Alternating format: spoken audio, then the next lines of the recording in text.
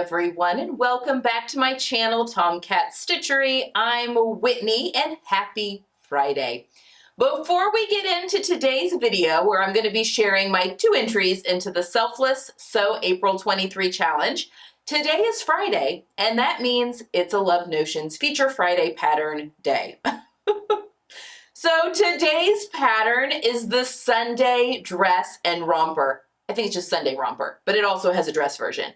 Folks, if you don't have this one, I say this every week, but if you don't have this one in your pattern catalog for $5 only, it is such a wonderful pattern. It is such a great pattern. I was a tester for this when this pattern came out. Oh, good heavens. I don't even remember when. Maybe summer of 19? It's been a while. And I made it in a cotton modal spandex knit that was in my stash, and it was red, and I wore the thing to death. I'll put a picture of me in it. Wore that thing to death. I wore it casually. I wore it dressed up. I wore it all the time. It was great with heels. It was great with sneakers. I wore it to death. In fact, when I was getting ready to film this, I'm like, I need another one of those in my wardrobe. I just got rid of it at the end of last summer. So it made a real, it really worked hard for me. The fabric had gotten very pilly, which after 4 years, 3 years, 3 summers of wearing, no, 2019, 2020, 4 summers of wearing. It was at the end of 2022, the summer that I got rid of it. I think that's right. But I just had worn it and washed it and a million times. It needed to go. So I am going to be making another one. In fact, I was even looking at some of knits that I've got in my stash right now. And yeah, that's going to be one that I make up here real soon. But if you don't have it, this would be a great one for you to grab for $5 today only. It's a really good one. Okay, let's get into today's video. All right, so I have made my son 1, 2, 3, 4, 5 things, but it's basically 2 outfits. So these are 2 of the outfits that he is going to be wearing in Italy for my cousin's wedding. We have 3 events. This first pair of pants I'm going to have him wear twice. I'm not sure what his other shirt is going to be quite yet. Yeah, we may need to get him another shirt. Anyway, I am also making him a blazer. So this is everything that I've made for him for Italy, with the exception of the blazer. That'll get made next month. I just ran out of time this month, and I'm going to switch gears and sew for my daughter next, and then also myself. I have things I need to make for myself as well. So switching gears a little bit, but I will come back to do the blazer for him in May. I talked about these ad nauseum on Tuesday, but the first thing I made for him are these Seersucker Wardrobe by Me men's chino pants. I made him the straight size 30, and then I took 3 inches out of the top of the pants so that the 27 waistband would fit on him, because it's actually a little big on him on the waist, a little bit, but he is always going to wear these with belts, so not a big deal. But he is a soccer player and is very muscular in his hind region, his legs and hind region, but he is almost, I shouldn't say skeletal, he is very thin. He has a very small waist. He is building muscle and getting bigger up top, but he has a very small waist. So getting pants to fit him is a little bit of a nightmare. The inseam on these is all 32 inches. He has a 30-inch. He wears a 30-inch inseam pant. I took 2 inches off. I have plenty for the hem. I kind of thought about maybe I shouldn't have done that, because then I could let him out as he gets taller. I'm sure he's still got some growing to do. But now he's in an age where he doesn't just grow up. He's like beefing up too. I use that term loosely. But he's getting thicker as he gets taller, just because he's turning into a man. So that happens. He's 16, so that just happens. So I thought, I'll just have to probably make him a bigger size next time I make these anyway, so I think it's fine. I don't think I'll be letting any hems down on him. Now, if he were a younger kid, yes, but I think we're past that now. So I've made these for him in the Seersucker, and he is going to wear these with the shirt you're seeing him wearing with them now, with the addition of the periwinkle / lilac blazer as soon as that gets made up. I will, of course, take pictures while we're in Italy and show you everything that we make up or that we're wearing for the fancy events. I think I am going to do an outfit a day post at the end of Italy just to show you what I'm wearing each day, because I'm going to try and pack smart. We'll see. But anyway, I will show you the whole look when we're actually in Italy, and maybe even before when I get the blazer made. So this was item number 1 that I'm entering into the Selfless So April 23. Let me grab you the rest. I really wish that I could have put this on a mannequin, but it just wasn't working. My mannequins have boobs and he doesn't, and I just couldn't get things to, and he's small. He's only a 34-inch chest. I couldn't get him on any of my mannequins. So we're just going to be holding things.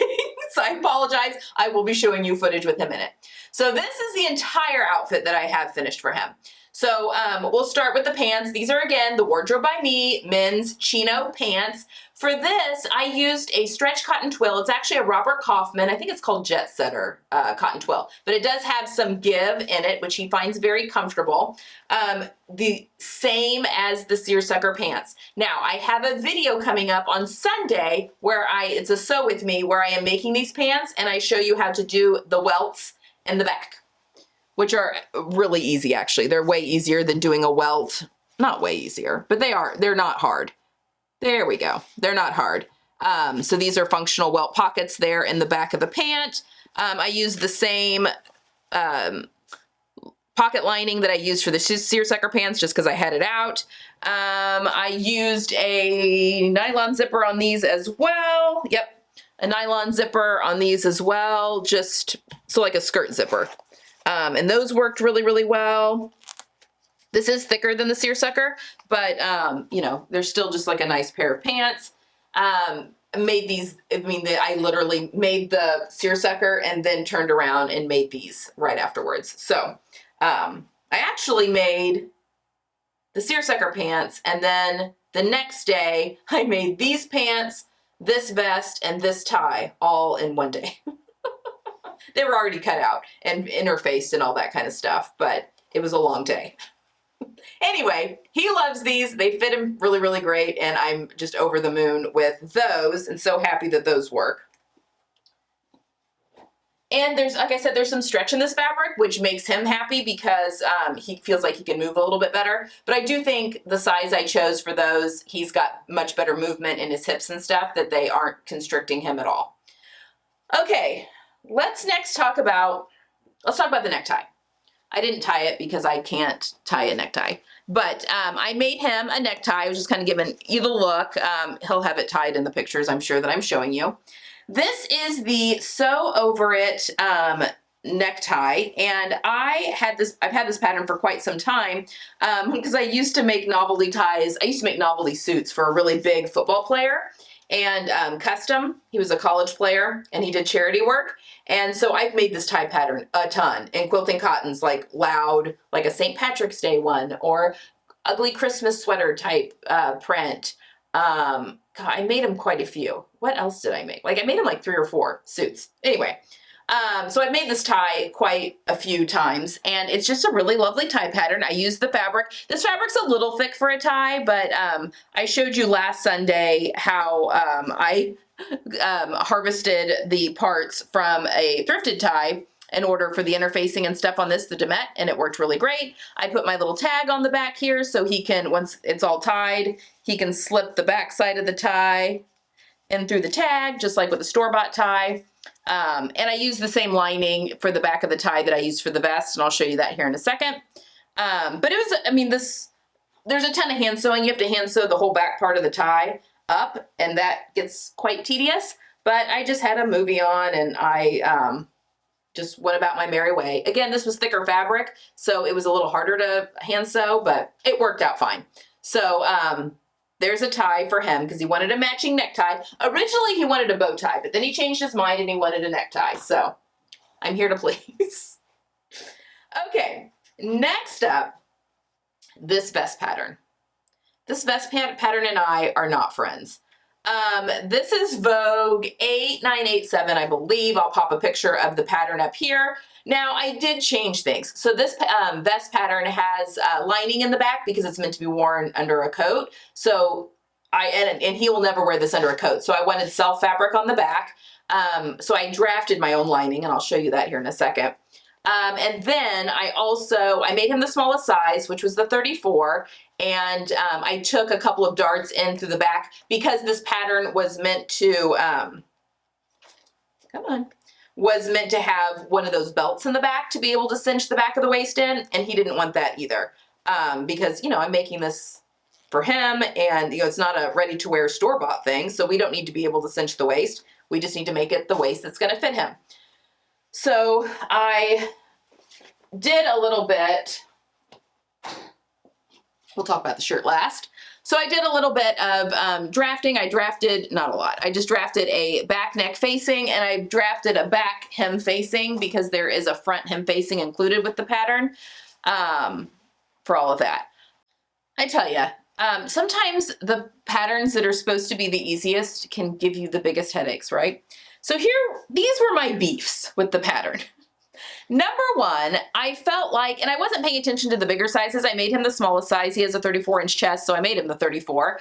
And that size worked out fine. I'll talk about the adjustments I made. The back was big, but I fixed that. But look where this pocket is like way over almost in the side seam. And this is where the pattern had it. The dart is like way over to the side. I just feel like it wasn't graded properly. So my welts are like into my side seam and the pocket, so I had originally, and you'll see that if you watched Sunday's video where I was making the vest, it put the pocket bag like swinging into the side seam for the small size. And anyway, Jack was like, I'm never gonna use the pocket. So I just cut that one pocket out and we put faux welts here. So faux welts here on the front of the jacket. So it's just for looks. They are not functional at all. I just wasn't impressed with the drafting on that. But that being said, vests also, bagging a lining on a vest takes some mental gymnastics because you have to be able to finish the armholes and then you leave the sides. I'll show a video at some point when I've recovered. Anyway, on the back, this fits him really well though, so I'm glad. The only alteration that we made was I ended up, again, this was supposed to have the belt in the back to cinch it in, which we didn't want, so I basted this together and then fit it on him before I put the lining in. So I'm glad I put the darts in. Those really help. So that took 2 inches out of the back here. I put an inch dart on either side, right in the center back. And then with the center back seam, I took it in an extra 5/8 of an inch on each side. So an extra 1.25 inches all the way up until about mid back. And then I went back to the regular sewing line. So it's the regular seam allowance till about here, and then I get bigger. So it's the 1.25 inches. And then I did the same with the lining. Yeah. I mean, it turned out fine. I think he's gonna love wearing it, and that's great. But making him another vest, I'm gonna use a different pattern. I noticed that Thread Theory has one, as does Wardrobe by Me. I'm very pleased with both of those pattern companies with what I made from them. So I think I would use one of those vests for him for next time because he is enjoying wearing a vest. And I use this real fun polyester fabric. A friend actually gave this to me from their stash because it was more in my color palette, but I think it's a polyester. It's slippery. It was perfect for lining. And I had enough to do the inside of this vest as well as the back of the tie. It was perfect. So that worked out really, really well. And then I just did regular machine buttonholes and yeah, that also worked really, really well. So, and the buttons are from my stash as well, just like a faux horn button. So even though it was a pain, I'm glad we got it done and it is gonna complete the look. Okay, final piece. So this was last, so not the Sunday we just had, but the Sunday before, I was making this shirt. This is the Thread Theory Fairfield shirt. It is such a great pattern, and this fabric is just phenomenal. He picked this out. It's kind of like a very colorful. check. It is a cotton woven from Blackbird Fabrics. It's pretty thin though. I bought this at the end of the summer, last summer, and thinking I was gonna make, he and my husband picked out a colorway as well, that I was gonna make him shirts for Thanksgiving, but it was just too thin for that time of year, but it's gonna be perfect for Italy. So I'm glad I waited. Everyone's very happy with them. For my sons, I did the slim fit shirt. So it's the one that has the darts in the back instead of the pleats. I'll probably do the pleat in the back, so a roomier back for my husband, but pleats in the back for my son. It's got the grown-on placket, which makes pattern matching so much easier. I did the pocket on the bias so that you could actually see it. I did the back yoke on the bias so that it was kind of a feature. And I did the outside cuffs on the bias. And I did the tower placket on the bias. Now, the tower placket does not call for interfacing, but because I was cutting it on the bias, I went ahead and did fuse a lightweight interfacing to the back of it. And the interfacing was cut on the straight grain just to keep, because I wanted the effect of the placket on the bias, but I didn't want it to get fiddly and wobbly and get all out of shape. So I fused lightweight, real lightweight interfacing that was on the straight grain to the back of it. And that worked out really, really well. Everything fit in just perfectly. And then on my cuffs and on the inside of my yoke, I cut those on the straight grain just to keep everything, and they got interfaced. Well, the cuffs got interfaced, the yoke didn't, but that just keeps everything kind of in line and square. And then for the hem, I did, this is leftover cotton lawn from my Kyneton dress from the Cashmerette Club pattern.